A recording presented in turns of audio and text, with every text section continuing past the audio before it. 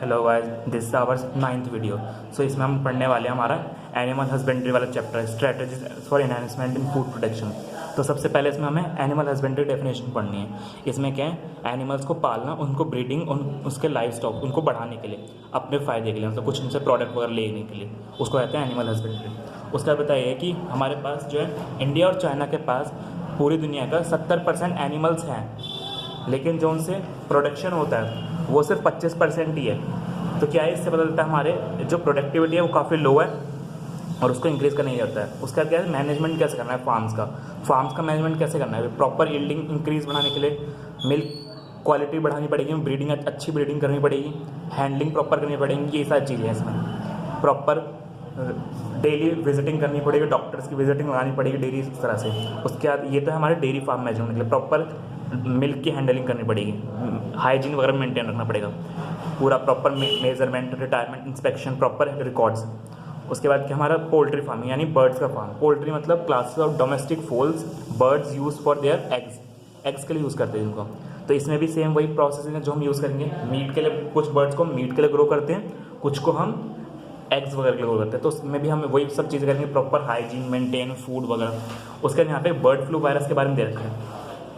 यहाँ पे bird flu क्या था, बर्ड से फैलने वाला एक इन्फेक्शन था वायरस, जो वायरस का नाम क्या था, H5N1 वायरस, जो कि बर्ड से फैलता था। तो इस वजह से बर्ड्स की किलिंग की गई थी उस टाइम, लार्ज मास किलिंग। तो इस वजह से बर्ड्स को काफ़ी, उस टाइम बर्ड्स की मास किलिंग की गई थी और काफ़ी सारे बर्ड्स एक साथ मारे गए थे, पहले फैला था। उसके बाद हमें 2 डायग्राम दे रखे, जर्सी और लेगहॉर्न का, ये इंपॉर्टेंट है, आ सकता है। बाद में ब्रीडिंग दे रखा है। ब्रीडिंग हमारी 2 टाइप की होती है, इन ब्रीडिंग होती है। इन ब्रीडिंग क्या होता है, सेम ब्रीड में क्लोज रिलेटिव्स इंडिविजुअल्स में 4 से 6 जनरेशन तक कॉन्टिन्यूस ब्रीड करना है, इसको कहते हैं इन ब्रीडिंग। सुपीरियर मेल्स और आइडेंटिफाइड करते हैं, सुपीरियर मेल और फीमेल के बीच में। इससे होता क्या है, इससे होमोजाइगोसिटी बढ़ती है इन ब्रीडिंग से। और इन ब्रीडिंग के लिए ये लाइन काफ़ी इंपॉर्टेंट है, it expose harmful recessive genes eliminated by selection.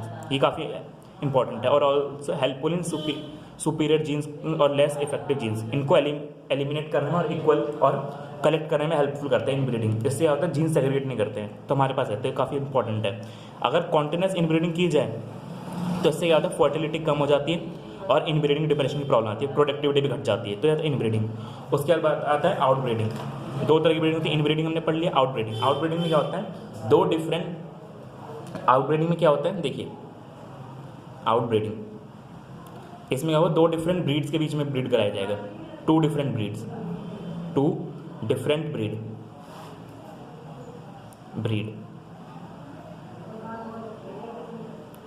Breed.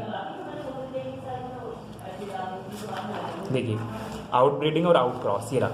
Out breeding में क्या है, 2 डिफरेंट, आउट ब्रीडिंग और आउट क्रॉस 2 चीज़ें यहाँ पे। देखिए डिफरेंट ब्रीड्स के बीच में भी करा सकते हैं आउट ब्रीडिंग में। आउट ब्रीडिंग में 2 चीज़ें, एक या फिर 2 डिफरेंट रिलेटिव्स में एंड डिफरेंट रिलेटिव्स, ठीक है। अगर 2 डिफरेंट ब्रीड्स के बीच में कराएंगे आउट ब्रीडिंग, तो उसको तो बोलेंगे हम, हीरा, देखिए 2 डिफरेंट अनरिलेटेड एनिमल्स को ब्रीड करेंगे, 2 डिफरेंट मतलब रिलेटिव्स नहीं है आपस में एनिमल, 4 से 6 जनरेशन, तो उसको तो बोलेंगे आउट ब्रीडिंग। उसके बाद यहाँ पे एक लाइन इंपॉर्टेंट, आउट क्रॉस। और आउट क्रॉस क्या होता है, 2 डिफरेंट ब्रीड के बीच में कराते हैं आउट क्रॉस। हाँ, 2 चीज़ यहाँ पे, एक तो आउट क्रॉस और एक क्रॉस ब्रीडिंग। आउट ब्रीडिंग के 2 टाइप हैं। देखिए आउट ब्रीडिंग है हमारा, ठीक है, इसके अंदर आउट क्रॉस है और एक क्रॉस ब्रीड है, ठीक है, ब्रीड। आउट क्रॉस से क्या होता है, आउट क्रॉस काफ़ी इंपॉर्टेंट है। इससे क्या हो जाता है, इन ब्रीडिंग डिप्रेशन से हेल्प मिलती है, गेट रिड होने में, get rid from inbreeding depression. ये लाइन है इसमें, इन ब्रीडिंग डिप्रेशन के लिए क्या यूज़ करते हैं, डिप्रेशन मतलब एक सिंगल आउट क्रॉस क्या होता है, रिमूव कर सकता है हमारे इन ब्रीडिंग डिप्रेशन को। इसमें क्या होता है, क्लोज डिफरेंट रिलेटिव्स को कराया जाता है, डिफरेंट रिलेटिव्स, सेम ब्रीड रहेगी, रिलेटिव्स सेम ब्रीड, ठीक है, ब्रीड सेम है। और जबकि यहाँ पे क्रॉस में डिफरेंट ब्रीड्स लेंगे, पूरी ब्रीड डिफरेंट ले ली, डिफरेंट ब्रीड्स, ठीक है। ब्रीड क्या होते हैं, एनिमल्स का एक ग्रुप होता है जिसका सेम अपीयरेंस होती है, सेम कलर होता है, उनको बोलते हैं हम ब्रीड्स। आउट क्रॉस में क्या रहता है, मतलब हमने आउट क्रॉस में बताया भी, 4 से 6 जने तक डिफरेंट रिलेटिव्स होने चाहिए, उनका कोई कॉमन एंसेस्टर नहीं होना चाहिए, ठीक है। उसके बाद यहाँ पे सिंगल आउट क्रॉस क्या होता है, हेल्प करता है ओवरकम करने में इनब्रीडिंग डिप्रेशन को। अब यहाँ पे क्रॉस ब्रीडिंग का एग्जांपल दे रखा है बीकानेरी और हिसारडेल शीप। बीकानेरी ईव और मरीनो रैम से बनाया जाता है, दो शीप की ब्रीड से इसे हिसारडेल बनाई गई थी क्रॉस ब्रीड करके। उसके बाद हमें इंटरस्पेसिव हाइब्रिडाइजेशन दे रखा है, इसका मतलब होता है दो डिफरेंट स्पीसीज के बीच में हाइब्रिडाइजेशन बनाना है। इसका एग्जाम्पल दे रखा है म्यूल और हिनी वगैरह भी होते हैं, हमारे लाइगर वगैरह भी क्रॉस ब्रीड जो होते हैं। उसके बाद हमारे दे रखा है कंट्रोल्ड एक्सपेरिमेंट्स आर्टिफिशियल इंसेमिनेट करके भी हम ब्रीड्स बना सकते हैं। यहाँ पे मतलब क्या रहता है, स्पर्म वगैरह को क्रायो प्रिजर्वेशन करके स्पर्म वगैरह को कलेक्ट करके जाता है। वही क्रायो प्रिजर्वेशन हमने पहले पढ़ा था चैप्टर 2 में, स्पर्म बैग में फ्रोजन नाइट्रोजन गैस में, उसमें 196 डिग्री सेल्सियस माइनस के, ठीक है, उन सब जगह पे। इससे क्या होता है, सक्सेस रेट बढ़ाया जाता है। कई बार क्या होता है, हम एनिमल्स को ट्रांसपोर्ट नहीं कर सकते तो उसमें करते हैं हम। इसकी एक इंपॉर्टेंट टेक्निक है मियोट, मल्टीपल ओव्यूलेशन टेक्निक। इसमें क्या होता है, फीमेल को FSH लाइक हार्मोन्स देते हैं एक साथ इंड्यूस, तो क्या होता है, इससे मल्टीपल ओव्यूलेशन, एक बार में 6 से 7 एग्स प्रोड्यूस हो जाते हैं। एक एग की बजाय 6 से 7 एग एक बार में प्रोड्यूस होते हैं, जिससे क्या रहता है, मल्टीपल ओव्यूल होता है। या और फर्टिलाइजेशन काफ़ी ज़्यादा होते हैं। एक बार फर्टिलाइजेशन हो गया फीमेल के अंदर, फिर उन एग्स को नॉन सर्जिकली रिमूव किया जाता है। ये बात याद रखिए, नॉन सर्जिकली रिमूव करके और सैरोगेट मदर में ट्रांसफर कर दिया जाता है, सर्जरी नहीं करते हैं।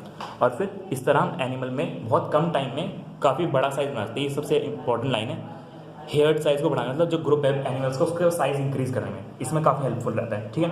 उसके बाद में बी कीपिंग दे रखा है। बी कीपिंग का एपीकल्चर बोलते हैं, मतलब हनी बीज को मेंटेन करना, हनी बीज को पालना। किस किस चीज़ के लिए पालते हैं, तो हनी के लिए पालते हैं हनी बीज को, हनी बी और बी वैक्स। बी वैक्स का कॉस्मेटिक्स में यूज होता है। कैसे कैसे पाल सकते हैं हम, प्रॉपर नॉलेज होनी चाहिए, सुटेबल इन्वायरमेंट, मतलब उनका ग्रुप्स वगैरह को मैनेज करना, किस किस सीजन में ब्रीड करते हैं, सारी चीज़ें पता करना।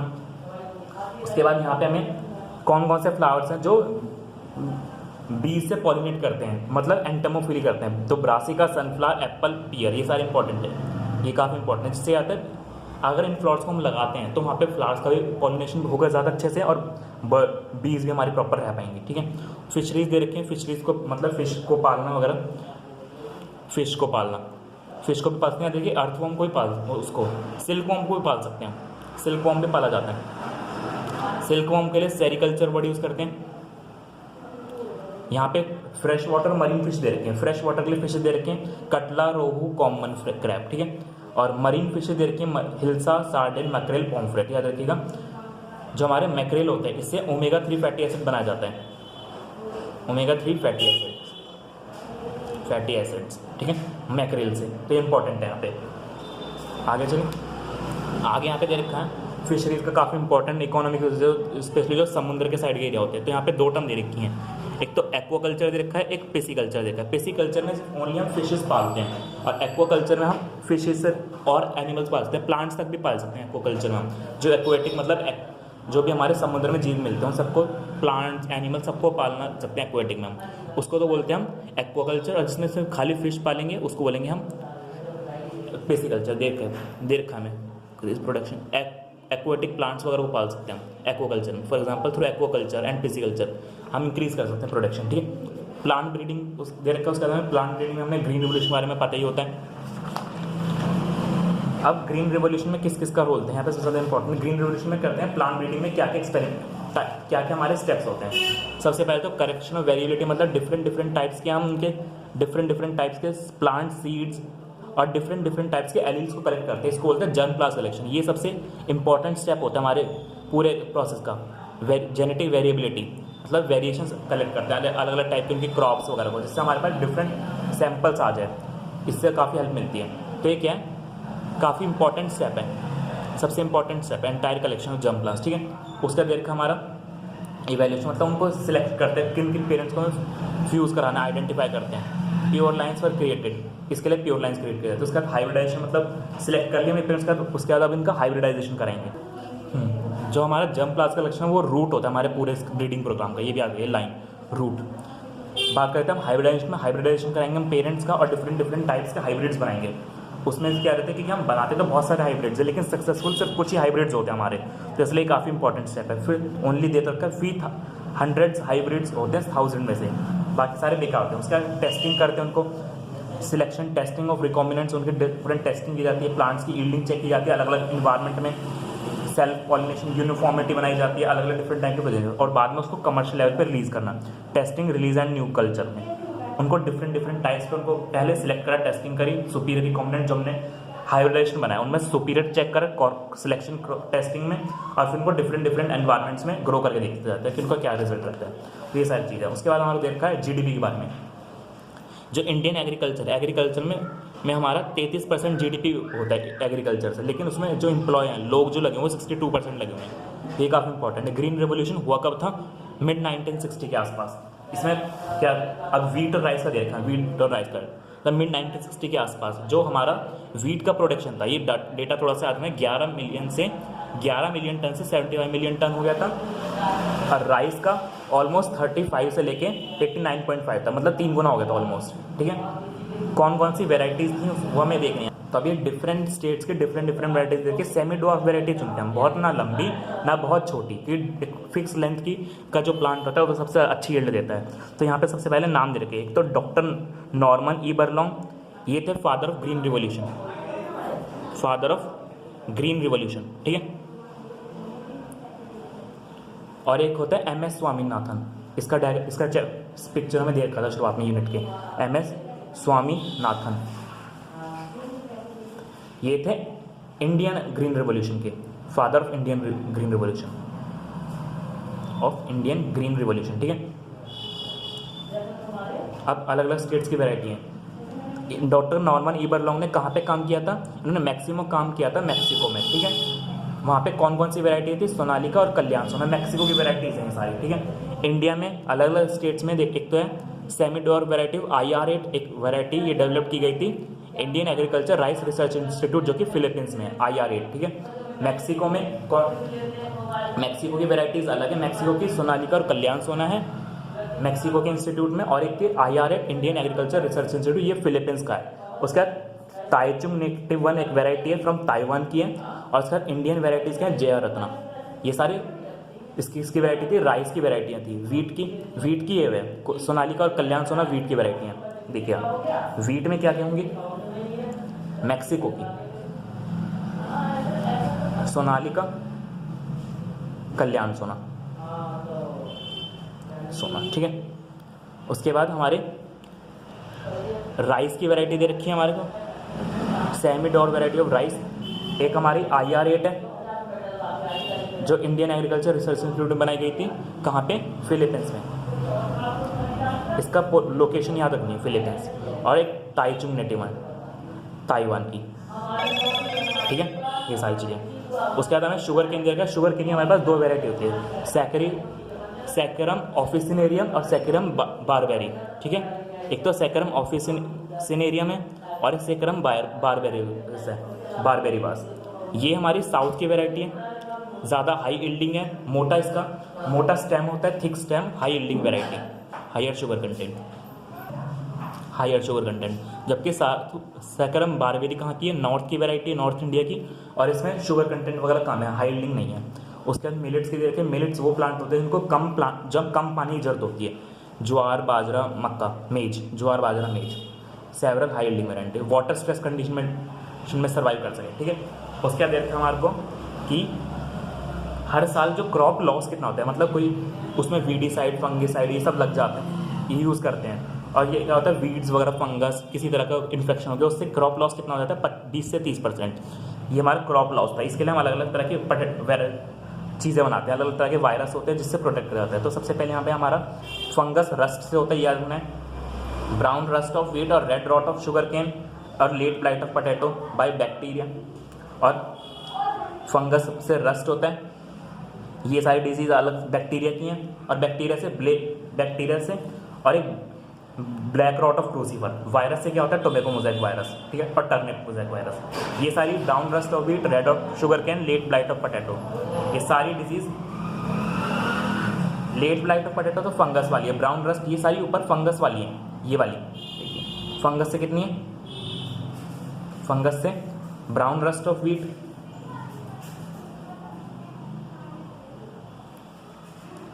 Red rot of sugar cane और late blight of potato. Of potato. ये सारी किसकी हैं? फंगस की हैं। बैक्टीरिया की कितनी है? Bacterial black rot of crucifer,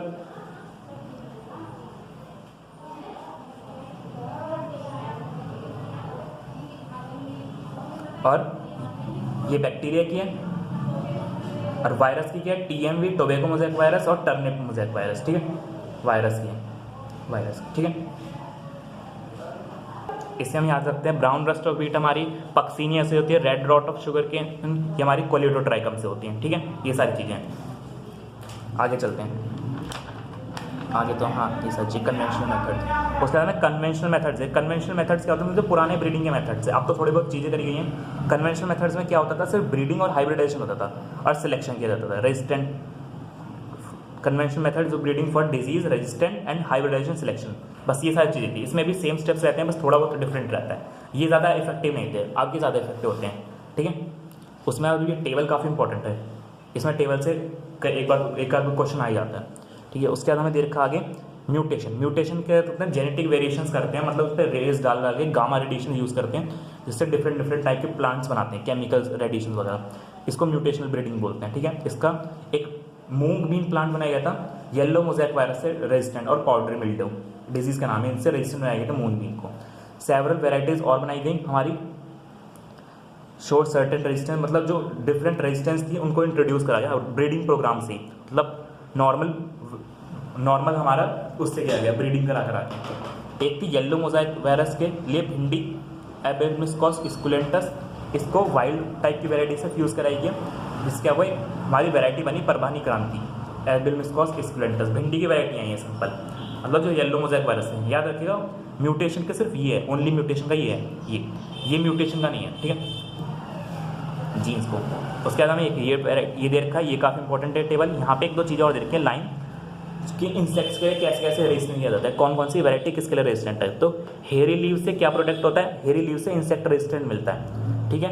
resistant example के resistant jassids in cotton and cereal leaf in wheat, ये लाइन इंपॉर्टेंट है। सॉलिड स्टेम से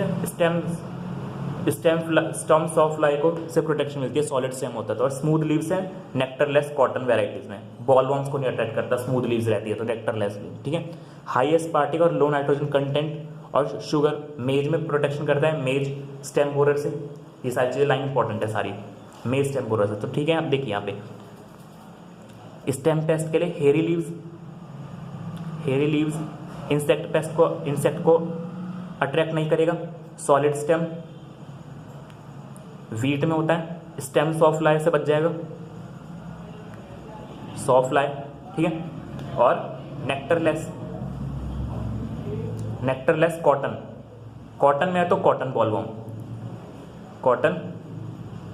बॉलवॉर्म, ठीक है। और उसमें हाई एस्पार्टिक और लो नाइट्रोजन कंटेंट वाला मेज स्टेम बोरर, ठीक है, मतलब छेद करते हैं। हाई एस्पार्टिक एसिड और लो नाइट्रोजन हाई एस्पार्टिक एसिड, ठीक है। ये दो तीन चीज़ें इंपॉर्टेंट हैं।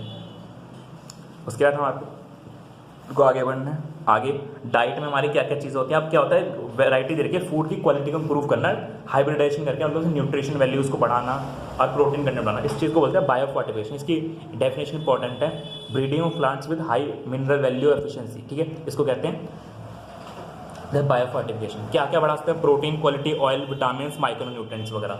यहाँ पे हमारे पास दो मेज की वैरायटीज़ हैं, मतलब कौन से किसके लिए? मेज में क्या रहता है, हमने अमीनो एसिड्स का कंटेंट बढ़ा लिया था, लाइसिन और ट्रिप्टोफैन मेज में, इन एसिड्स का। एक व्हीट की वैरायटी रखी एटलस 66, इसमें क्या था, हाई प्रोटीन कंटेंट है, हाई प्रोटीन,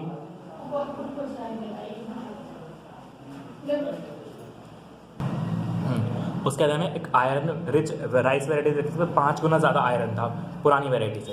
तो एक राइस की है आयरन के लिए, व्हीट है प्रोटीन के लिए, और उसके बाद मेज है एमिनो एसिड्स, लाइसिन और ट्रिप्टोफैन, ये इंपॉर्टेंट है, लाइसिन और ट्रिप्टोफैन, ठीक है। उसके बाद ये पैराग्राफ काफ़ी इंपॉर्टेंट है, इसमें एक इंस्टीट्यूट होता है Indian agricultural research institute Delhi में है।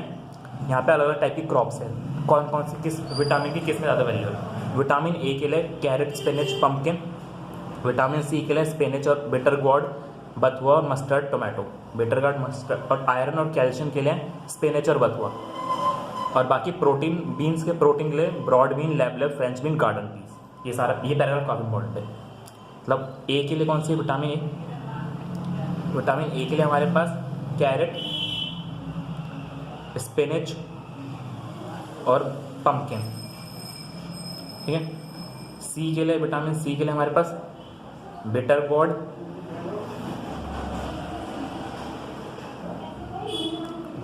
और बथुआ, मस्टर्ड,